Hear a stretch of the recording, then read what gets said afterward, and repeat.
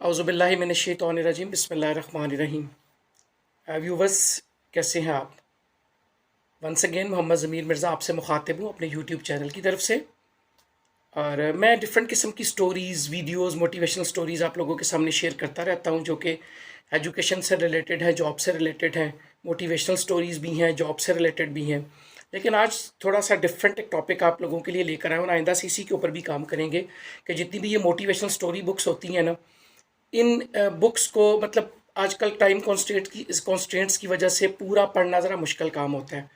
तो मैंने ये किया है कि इन बुक्स को, जो भी कोई बुक होगी, उसको पढ़ने के बाद उसकी जो समरी है, उसका जो क्रंच है, जो उसके अंदर बेसिकली जिस चीज़ को बताने की कोशिश की गई है पूरी बुक के अंदर, उसकी समरी आप लोगों के सामने लेकर आऊँ ताकि वो आप लोगों के लिए अपनी लाइफ के अंदर हेल्पफुल साबित हो सके। तो आज जिस बुक का मैं ज़िक्र यहाँ पे करूँगा और स्टार्ट करूँगा उसकी समरी आप लोगों के सामने, वो जैसा कि आप देख रहे हैं, वो है एटीट्यूड इज़ एवरीथिंग, जो कि जेफ केलर की बुक है। तो बाज़ाब्ता इसको स्टार्ट करते हैं कि जो जेफ केलर है, वो ये कहते हैं कि आपकी लाइफ के अंदर जो एनर्जी है, फ्रीक्वेंसी है और एटीट्यूड है, ये तीनों मिल के जो है ना, वो आपको मतलब आपकी लाइफ को और आपकी ज़िंदगी को इम्पोर्टेंट बनाते हैं। तो जेफ केलर जो है, जो इस बुक के ऑथर हैं, वो कहते हैं कि सक्सेस तक अगर आपको पहुंचना है तो आपको एटीट्यूड से होकर आना पड़ेगा। तो ये एक बड़ा इंपॉर्टेंट पॉइंट है और इसी के हवाले से वो कहते हैं कि अगर आप अपना एटीट्यूड चेंज करेंगे तो आपकी ज़िंदगी चेंज हो जाएगी। तो इस चीज़ को बयान करने के लिए वो एक छोटी सी स्टोरी बयान करते हैं। वो कहते हैं कि ऑथर जो है जेफ केलर, इनको शुरू से ही लॉयर बनने का शौक़ था। इन्होंने एफर्ट की, मेहनत की और आखिरकार इनका जो है ना ख्वाब पूरा हुआ और ये लॉयर बन गए। लेकिन लॉयर बनने के बाद इन्होंने ये सोचा कि ये वो जॉब नहीं है जो वो चाहते थे। उनकी लाइफ हर वक्त स्ट्रेस में रहना शुरू हो गई, वो परेशान रहना शुरू हो गए और उन्होंने ये देखा कि ये फील किया कि वो 28 साल की उम्र के बावजूद वो जो है वो 40 साल के नज़र आने लग गए। यानी इतना ज़्यादा स्ट्रेस था जॉब की वजह से। वो जिस तरह मैं ये कहता हूँ कि अगर जॉब आपकी पसंद की ना हो तो आपको काम करने में बिल्कुल भी मज़ा नहीं आता, तो वही जेफ केलर के साथ हुआ। तो अब उन्होंने क्या किया कि एक रात को वो स्ट्रेस की वजह से सो नहीं पा रहे थे जेफ केलर, तो वो टीवी देखना शुरू हो गए। तो जब वो टीवी देख रहे थे तो टीवी के ऊपर एक इश्तिहार चल रहा था और वो इश्तिहार किसी प्रमोशनल प्रोडक्ट के बारे में था, जिसको गालिबन उस वक़्त उन्होंने एक मतलब इंफॉर्मेशनल प्रोडक्ट के बारे में था, जिसको उन्होंने मेंटल बैंक का नाम दिया। और ये जो मेंटल बैंक है, इसके बारे में ये बताया जा रहा था कि ये प्रोडक्ट यूज़ करके कोई भी बंदा अपनी लाइफ को चेंज कर सकता है। तो ऑथर ने वैसे तो ये जो है ना, उन्होंने कहा कि बेसिकली ये हमारा सबकॉन्शियस बिलीफ के ऊपर जो है ना वो असर करती है ये चीज़ जाके। तो वैसे तो जेफ केलर इन चीज़ों से दूर ही रहते थे, लेकिन उस दिन उनके माइंड में कोई ऐसी चीज़ आई और उन्होंने ये मेंटल बैंक जो है, ये प्रोडक्ट जो है वो ऑर्डर कर दी। जब वो ऑर्डर की तो उसके बाद मतलब अपने डिप्रेशन की वजह से उन्हें ये ऑर्डर कर दी। जब ये प्रोडक्ट ऑर्डर की और कुछ दिन के बाद उनको इसकी एक सीडी रिसीव हुई प्रोडक्ट की। जब ये सीडी रिसीव हुई ऑथर को, तो उस सीडी के इस्तेमाल इसको देखना शुरू किया जेफ केलर ने और उस प्रोडक्ट के बारे में जानना शुरू किया और आहिस्ता आहिस्ता उनकी ज़िंदगी जो है वो तब्दील होना शुरू होगी। उसके अंदर काफ़ी सारे पॉजिटिव चेंजेस आए। तो इसी चीज़ को मद्देनज़र रखते हुए और इसी स्टोरी को बेस बनाकर जेफ केलर ने एक किताब लिखी, जिस किताब का नाम है एटीट्यूड इज़ एवरीथिंग। तो इसका जो पहला पॉइंट है वो ये था कि बेसिकली जो हम लोग हैं, अपनी बात कर रहे हैं, एक ह्यूमन मैग्नेट है। तब हम लोग जैसा सोचते हैं वैसा होता है, हम जैसा चाहेंगे वैसे अट्रैक्ट होंगे। तो उन्होंने कहा कि अगर 100 लोगों को एक जगह पे इकट्ठे कर दिए जाए तो थोड़ी देर के बाद देखेंगे कि एक जैसे मेंटल कैलिबर के और थॉट वाले लोग जो वो इकट्ठे आपको नज़र आएंगे, एक जैसी एनर्जी वाले लोग आपको इकट्ठे नज़र आएंगे। तो एक जैसे एटीट्यूड वाले लोग आपको इकट्ठे नज़र आएंगे। यानी ये चीज़ अटैक करती है जो कि आप लोगों को पसंद होती है। तो जिन लोगों की एनर्जी ज़्यादा होती है तो वो बेसिकली ज़्यादा बात कर रहे होते हैं, आपस में खड़े होते हैं, और जिन लोगों की एनर्जी कम होती है वो डेफिनेटली कम करते हैं। तो वर्ल्ड फेमस राइटर जो अर्ल नाइटिंगेल हैं, उन्होंने भी इसको 6 वर्ड, सक्सेस के 6 वर्ड बताए। और वो 6 वर्ड कौन से हैं? और मज़े की बात है, वही 6 वर्ड फेलियर के भी हैं। मैंने कहा जी, जो 6 वर्ड सक्सेस के हैं वही 6 वर्ड फेलियर के भी हैं। तो वो क्या है? We become what we think about. जो हम सोचते हैं वही हम बन जाते हैं।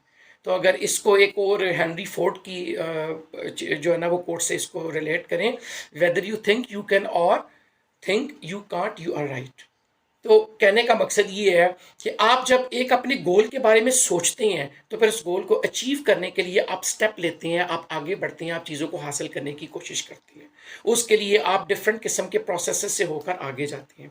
जैसे कि वो उसने एक एग्जांपल दी कि एक जॉनी है, अगर वो 1 लाख रुपया कमाना चाहता है तो बेसिकली वो एक ह्यूमन मैग्नेट है, वो ऐसी चीज़ों की तरफ अट्रैक्ट होगा जो कि उसको 1 लाख रुपये अर्निंग की तरफ लेकर जाएंगी। उसको वो अपॉर्चुनिटीज़ नज़र आएंगी, उसको वो सारी चीज़ें नज़र आएंगी, वही डायरेक्शन नज़र आएगी जिसमें जाके वो 1 लाख रुपया अर्न कर सकता है। तो इसमें बिलीफ वही आ जाता है, जिस चीज़ की आप कोशिश करोगे वही चीज़ आप हासिल कर लोगे। वो कह रहे हैं ट्राई करेंगे, उसके बाद एफर्ट करेंगे और उसके बाद वो चीज़ आप हासिल कर लेंगे जो कि आपने उसके लिए एफर्ट की हुई है। यानी पॉजिटिव थिंकिंग, तो कहते हैं जी ये सिर्फ पॉजिटिव थिंकिंग के साथ होगा। तो you will have to make dominant thoughts by believing that genuinely. तो बिलीव बड़ा ज़रूरी है उसके लिए। डोमिनेंट थॉट बिलीव के बगैर कभी भी नहीं हो सकता, जब तक किसी चीज़ के ऊपर बिलीव ना हो। Your dominant thought rules your whole day. सारा दिन अगर आप अच्छा सोचते हैं तो आपको ऐसी चीज़ें मिलती हैं और ऐसी चीज़ें नज़र आती हैं।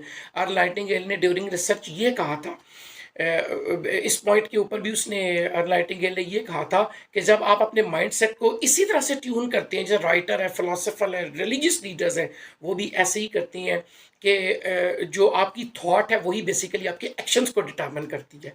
यानी जैसा सोचते हैं वैसे ही फिर आप एक्शन करते हैं। और अगर आप बिलीव, अपने आप के ऊपर आपको बिलीव है, तो वही चीज़ आपके माइंडसेट को चेंज कर देगी और फिर आप इम्पॉसिबल पॉसिबल को पॉसिबल बना लेंगे। तो ये बेसिकली एक पहला पॉइंट है जो कि माइंडसेट से रिलेटेड है कि आप एक ह्यूमन मैग्नेट है और जब आप सोचते हैं तो वही आपके साथ होता है। सेकंड लेसन के ऊपर उसने कहा कि जो बेसिकली अगर आपने किसी भी चीज़ को हासिल करना है तो उसके लिए आपको एक कमिटमेंट चाहिए होती है। कमिटमेंट क्या चीज़ है? उसके लिए सबसे पहला बेनिफिट क्या है? पॉजिटिव थिंकिंग है। तो आपने अपनी लाइफ को कैसे चेंज करना है, तो उसके लिए आपने अपने साथ एक कमिटमेंट करनी है। फॉर एग्जांपल कि कभी भी कोई चीज़ ऐसे नहीं हो सकती, एक्शन नहीं हो सकता जब तक उसके लिए आपकी कमिटमेंट ना हो या आपके एक्शंस आपका साथ ना दें। तो गोल्स और सक्सेस जो है वो can't be achieve without taking any action. जब तक एक्शन नहीं लेंगे, फॉर एग्जांपल अगर कहीं भी आपके सामने कोई टारगेट नहीं है, एक्शन नहीं लेंगे तो उसके ऊपर कभी भी पूरा नहीं उतरेंगे। तो अब कहता है कि उसकी इसके लिए एक ऑथर ने एग्जांपल दी। कहते हैं मेरे एक दोस्त थे तो उन्होंने एक रॉयल आर्ट गैलरी के नाम से एक गैलरी स्टार्ट की न्यूयॉर्क के अंदर, अमेरिकन रॉयल आर्ट के नाम से। तो उस वक़्त उनके ज़हन में आया, उनका ड्रीम था कि वो इस कंपनी को दुनिया की नंबर 1 कंपनी बनाएँ, आर्ट गैलरी में नंबर 1 कंपनी बनाएँ।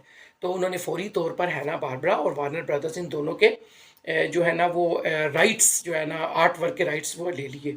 अब उनका माइंडसेट जो था वो था सबसे बड़ी जो एनिमेटेड कंपनी थी और वो थी वॉल्ट डिज्नी, उसके जो बेसिकली आर्ट वर्क के राइट्स है वो लेने के लिए। तो उन्होंने क्या किया, उन्होंने बहुत ज़्यादा कोशिश की वॉल्ट डिज्नी के साथ एग्रीमेंट करने की, उनके राइट लेने की, लाइसेंस लेने की, लेकिन हर दफ़ा उनको जवाब ना में मिलता। और उसकी वजह ये होती कि वो कहते कि हम किसी भी छोटी कंपनी के साथ, वॉल्ट डिज्नी काम नहीं करती किसी भी छोटी कंपनी के साथ। अब अगर इसको यहाँ पे देखें तो आथर के जो दोस्त थे उन्होंने बार बार उनकी एग्जेक्टिव को, कंपनी की, वॉल्ट डिज्नी की, उसको कांटेक्ट किया, लेकिन हर दफ़ा उनको रिप्लाई नो की सूरत में मिला और वो कहते जी रिजेक्ट कर दिया कि नहीं, हम आपके साथ नहीं चल सकते। हर दफ़ा आंसर रिजेक्शन था। तो यहाँ पे देखते हैं कि अगर कोई ऑर्डिनरी पर्सन हमारे जैसा होता या एकदम से हिम्मत हार जाता तो वो फौरी तौर पे क्या होता, छोड़ देता इस चीज़ को। लेकिन आथर के फ्रेंड ने हिम्मत नहीं हारी और बार बार कंपनी को कॉन्ट्रैक्ट करते रहे और जिसकी, लेकिन अगेन वही रिजेक्शन का आंसर मिलता रहा। तो कहने का मकसद ये है कि जब उन्होंने ये सोचा कि ये मैंने करके दिखाना है, तो उन्होंने दोबारा से एक दफ़ा फिर अपना फ़ोन उठाया और कंपनी के एग्जेक्टिव, वॉल्ट डिज्नी के एग्जेक्टिव को कॉल की। तो बार बार फ़ोन करने से, बार बार उनको जो है ना पुशअप करने से वो एग्जेक्टिव जब वो काफ़ी वो भी तंग आ चुकी थी, तो उसने उनको पार्शली एग्रीमेंट दे दिया कि आप, और एक ऐसी अननोन प्लेस के ऊपर उनको जो है ना उसका आर्ट वर्क का लाइसेंस दे दिया कि आप वॉल्ट डिज्नी का लाइसेंस ले, लेकिन वो एक बड़ी अनपॉपुलर प्लेस थी। तो खैर ये पहली कामयाबी थी जो उसके ऑथर के दोस्त को मिली। तो इसे सुनते ही उसने क्या किया, फौरी तौर पर प्लेन पे ट्रैवल किया और उसी जगह के ऊपर पहुंच गए जो उन्हें अलॉट की गई थी आर्ट गैलरी बनाने के लिए। और वहाँ पे फौरी तौर पर एक शॉप ली और वहाँ पे जाके अपना ये आर्ट वर्क का जो है उसको प्रेजेंट किया और सारे का सारा काम स्टार्ट कर दिया। जब वॉल्ट डिज्नी को इसका पता चला तो उसके काम से बहुत ज़्यादा मुतासर हुए और उन्होंने उसको कंप्लीट लाइसेंस दे दिया वॉल्ट डिज्नी का। तो कुछ दिन के बाद जो उनके दोस्त थे वो आर्ट जो गैलरी है उसमें लार्जेस्ट आर्ट सेलर बन गए वहाँ पे, अपनी एफर्ट की वजह से, अपनी मेहनत की वजह से। इसकी एक और एग्जांपल देता है आर्थर के थिंकिंग पॉजिटिव कैसे इंपॉर्टेंट है, पॉजिटिव थिंकिंग कैसे होती है। मैं तो ये बात बार बार बताता हूँ और कहता हूँ कि पॉजिटिव थिंकिंग हमेशा हमेशा पॉजिटिव एक्शन से आती है। अगर आप मेहनत करते हैं कंसिस्टेंटली किसी चीज़ को हासिल करने के लिए तो अल्टीमेटली आप वो गोल अचीव कर लेते हैं। अगर आपकी कमिटमेंट है और आपका गोल पॉजिटिव है तो आप फौरी तौर पे वो चीज़ हासिल कर लेते हैं, कमिटमेंट कर लेते हैं। जिस तरह के ऑथर के फ्रेंड ने कमिटमेंट की, माइंडसेट बनाया और उसने वो कर दिखाया जो वो करना चाहता था और वो कामयाब भी हो गया। तो ये एक जो है ना वो सेकंड लेसन था और उसने ये जो है ना इसको अचीव कर लिया। कई लोग ये सोचते हैं कि जब छोटे सा कोई मसला आए तो उसको एकदम से अपना रास्ता बदल लिया जाए, बट प्रॉब्लम्स जो होती हैं वो इसीलिए आती हैं कि इंसान को अपॉर्चुनिटी तलाश करनी होती है और वो फिर लोग अगर प्रॉब्लम की वजह से हिम्मत हार जाए तो वो सक्सेस को अचीव नहीं कर सकते। तो अगर आपकी कमिटमेंट ऑथर के दोस्त की तरह होगी तो आप वो तमाम चीज़ें हासिल कर सकेंगे जिनकी यहाँ पे बताया गया है। तो बेसिकली इसी बात को लेकर आगे जो है ना तीसरा पॉइंट जो है इसके ऊपर जो नंबर 3 है वो बताया गया, जिस तरह अभी बताया है कि अपनी प्रॉब्लम्स को अपने सर के ऊपर सवार करके अपनी लाइफ को डिस्ट्रॉय मत करें बल्कि प्रॉब्लम को अपॉर्चुनिटीज़ बनाएं। तो जब आपकी लाइफ में आती हैं तो उनसे घबराएं मत बल्कि उनको अपॉर्चुनिटीज़ के अंदर कन्वर्ट करें और छोड़ मत दें काम को जो आप काम कर रहे हैं, बल्कि ऐसी कोशिश करें कि उनकी मदद से आगे अपने आप के लिए रास्ते खुलें। तो आर्थर ने भी अपनी ज़िंदगी के अंदर चेंज इसी तरीके से लाई कि ना वो लॉयर बनता, ना वो उसके लिए एफर्ट करता, ना उसको प्रॉब्लम आती, ना वो आगे सोचता और ना वो अपनी लाइफ को आगे लेकर जाता। तो प्रॉब्लम्स इसी वजह से आती हैं कि इंसान आगे जो है ना वो उसका रियल पोटेंशियल को एक्सप्लोर करने के लिए चीज़ें सामने आती हैं, तब वो उन तक पहुँच सकता है। तो आर्थर ने कहा कि वॉल्ट डिज्नी बड़ी एक फेमस एनिमेटेड कंपनी थी और उसका जो ओनर है बेसिकली वॉल्ट डिज्नी का, वो एक न्यूज़पेपर कंपनी के अंदर एक कार्टूनिस्ट था और सिर्फ उसको इस वजह से वहाँ से जॉब से निकाल दिया गया कि आपके अंदर किसी भी किस्म की कोई जिसे कहते हैं ना कोई इनोवेशन नहीं है, कोई इमेजिनेशन क्रिएटिविटी नहीं है, तो वहाँ से निकाल दिया। तो अगर वो वहाँ पे बैठ जाता सोचता रहता हमारी तरह तो वो कभी भी आगे नहीं बढ़ सकता था। लेकिन उसने अपनी प्रॉब्लम्स को अपनी अपॉर्चुनिटी के अंदर कन्वर्ट करके एक दुनिया की टॉप वॉल्ट डिज्नी के नाम से कंपनी बना ली जो आज भी दुनिया की सबसे बड़ी एनिमेटेड जो है ना वो आर्ट की कंपनी है। तो इसी तरीके से ऑथर कहता है कि जब तक आप अपनी अपॉर्चुनिटीज़ को कन्वर्ट अपने प्रॉब्लम्स को अपॉर्चुनिटीज़ में कन्वर्ट नहीं करेंगे आप कभी भी कामयाब नहीं हो सकते। तो इसके लिए सेम वे ऑथर ने एक एग्जांपल दी इस चीज़ की भी, और वो एग्जांपल क्या थी, उसने कहा कि अगर आप प्रॉब्लम फेस नहीं करते, फ्रस्ट्रेशन में रहते हैं, डिप्रेशन में रहते हैं, इसमें लायर था लगा रहता वहाँ पे, कहता जी जॉब है ठीक है कर रहे हैं, तो वो ज़िंदगी में कभी भी आगे नहीं जा सकता था। उसको वहाँ पे प्रॉब्लम आई, उसने फील किया कि ये मेरी प्रॉब्लम्स हैं, इनको मैं अपॉर्चुनिटी में कन्वर्ट करूँगा, तो वहाँ पे उसने जाके जब अपॉर्चुनिटी में कन्वर्ट की तो फिर उसको जाके पता चला कि मुझे कोई और काम करना चाहिए और वहाँ से जाके he became a famous book writer. तो यही है कि जब आप बिग डिसीजन लेते हैं तो आपकी लाइफ के अंदर कोई ना कोई चेंज लेकर आते हैं, और इसी वजह से जब उसने जॉब क्विट की तो उसने अपनी प्रॉब्लम्स को जड़ से ही उखाड़ के फेंक दिया। जब प्रॉब्लम्स को जड़ से उखाड़ के फेंका तो वो कुछ और करना चाहता था, और फिर उन्हीं प्रॉब्लम्स को उसने अपॉर्चुनिटी में कन्वर्ट किया और उसने वो काम शुरू किया जो कि उसको अच्छा लगता था, और वहाँ पे जाके उसने अपनी लाइफ को दोबारा से रीअलाइन रीमॉडिफाई किया। तो ये एक सबसे बड़ा लेसन था। और इसमें आखिरी जो फोर्थ लेसन है उसने कहा basically your words blaze a trail.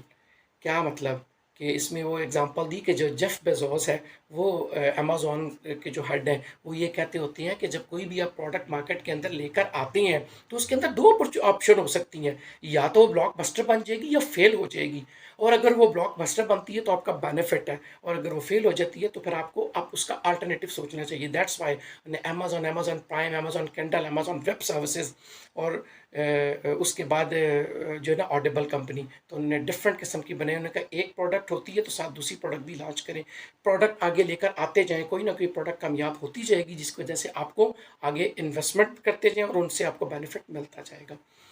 तो कोई भी प्रोडक्ट आपकी नेक्स्ट बेस्ट प्रोडक्ट हो सकती है। तो ये जेफ बेजोस का रूल था।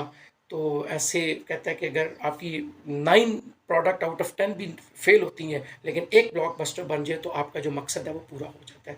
तो यही बेसिकली सीक्रेट ऑफ सक्सेस है जिसको जेफ बेजोस ने बताया, और एटीट्यूड एंड एवरीथिंग में ऑथर ने भी इस चीज़ को बयान करने की कोशिश की है। तो सक्सेस का सीक्रेट क्या है? सक्सेस का सीक्रेट ये है कि don't afraid from your problems and convert them into opportunities, जिस तरीके से ऑथर के फ्रेंड ने किया और जेफ बेजोस की एग्जांपल जो भी आपके सामने आ रही है उसके ऊपर भी किया। तो बेसिकली काफ़ी सारे ऐसे वर्ड्स हैं आपके जो कि आप बोलते हैं वो आपकी पावर बन सकते हैं। तो power of words in Napoleon Hill, जो कि उसने एक बुक अपनी बुक के अंदर लिखा, थिंक एंड ग्रो रिच के अंदर, अगर उसको भी देखें तो उसमें भी अगर स्टार्ट देखा जाए तो think and then grow rich. तो जब तक थिंक नहीं करेंगे तो ग्रो रिच नहीं कर सकते। तो पॉजिटिविटी ऑफ माइंड वो बहुत ज़्यादा ज़रूरी है, और फिर उसके बाद आप अपनी प्रॉब्लम्स के ऊपर कैसे ओवरकम करते हैं। तो इसको थोड़ा सा अगर मैं समराइज़ करूं तो समराइज़ में ये है कि पहला point, you are a human magnet. जैसी चीज़ों को लाइक करेंगे वही आपकी तरफ, उन्हीं की तरफ आप अट्रैक्ट होंगे। तो जैसा आप सोचेंगे वैसा ही आप करेंगे, पॉजिटिव थिंकिंग। और सेकंड नंबर जो है उसने कहा कि कमिटमेंट करें, जब तक कमिटमेंट करें नहीं करेंगे तो आप आगे की तरफ नहीं जा सकते। नंबर 3 में उसने कहा, आपने जो दोस्त की एग्जांपल दी कि किस तरीके से प्रॉब्लम्स को अपनी अपॉर्चुनिटी में कन्वर्ट किया, और जिस तरह के वॉल्ट डिज्नी की भी एक एग्जाम्पल थी। और नंबर 4 के अंदर आपके वर्ड्स जो हैं वो बेसिकली आपकी पावर हैं। तो वर्ड्स का जब आप यूज़ करते हैं तो आप बेसिकली अपनी पावर को यूटिलाइज कर रहे हैं। तो थैंक यू सो मच, बहुत शुक्रिया।